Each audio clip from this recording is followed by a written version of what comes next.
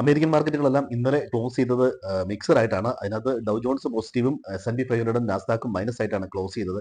അമേരിക്കയിൽ പ്രധാനമായിട്ടും IT കമ്പനികളിലും heavy weight കമ്പനികളിലും ഒക്കെ ഉള്ള ഒരു പ്രോഫിറ്റ് ബുക്കിങ്ങും സെല്ലിങ്ങും കണ്ടു. അതുകൊണ്ടാണ് നാസ്ഡാക്ക് 2% മൈനസ് ആയിട്ട് ക്ലോസ് ചെയ്തത്. ഇനി എൻവിഡിയുടെ റിസൾട്ട് ബുധനാഴ്ച വരും. എൻവിഡിയ റിസൾട്ടാണ് ഇനി IT സെക്ടറിന്റെയും AI റിലേറ്റഡ് കമ്പനികളുടെയും ഒരു ട്രെൻഡ് തീരുമാനിക്കുന്നത്.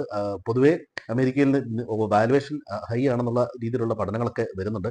അമേരിക്കയിൽ ഒരു പ്രോഫിറ്റ് ബുക്കിംഗ് ഉണ്ടായാൽ വീണ്ടും ഇന്ത്യൻ മാർക്കറ്റിലേക്ക് ഒരു സെല്ലിംഗ് പ്രഷർ ഉണ്ടാവാനുള്ള എല്ലാ സാധ്യതകളും ഉണ്ട്.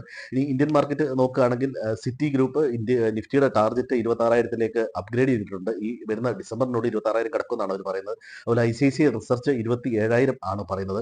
അതുപോലെ നാസ്കോം സോഫ്റ്റ്വെയർ കമ്പനികളുടെയൊക്കെ ഒരു അസോസിയേഷനാണ്. അവർ IT കമ്പനീസ് സിംഗിൾ ഡിജിറ്റ് പെർഫോമൻസിലേക്ക് വരുമെന്ന് പറയുന്നത്. ഇത് IT കമ്പനികൾക്ക് അല്പം നെഗറ്റീവാണ്.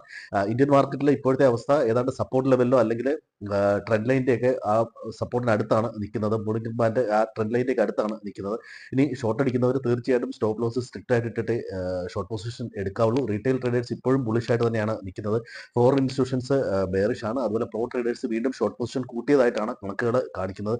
ഈ ഷോർട്ട് സ്ക്വീസ് എന്ന് പറഞ്ഞൊരു പ്രതിഭാസം ഉണ്ടാവാറുണ്ട്. ഇങ്ങനെ നല്ല രീതിയിൽ ഷോർട്ട് അടിച്ച് കഴിഞ്ഞ് എവിടെ നിന്നൊരു കവറിങ് വന്ന മാർക്കറ്റ് പെട്ടെന്ന് ബൗൺസ് ചെയ്യുന്ന ഒരു രീതി കാണാറുണ്ട്. അപ്പോൾ അതുകൊണ്ട് വളരെ കൃത്യമായിട്ട് ഷോർട്ട് പൊസിഷൻ ക്രിയേറ്റ് ചെയ്യുന്നവർ സ്റ്റോപ്പ് ലോസ് ഇട്ടിട്ട് മാത്രമേ ചെയ്യാവുള്ളൂ. ഇന്ന് ജർമ്മൻ GDP ഡേറ്റയുണ്ട്. അതുപോലെ US കൺസ്യൂമർ ഇൻഫ്ലേഷൻ ഡേറ്റയുണ്ട്. അതുപോലെ US ഫെഡിന്റെ വൈസ് ചെയർമാന്റെ സ്പീച്ചും ഇന്നുണ്ട്.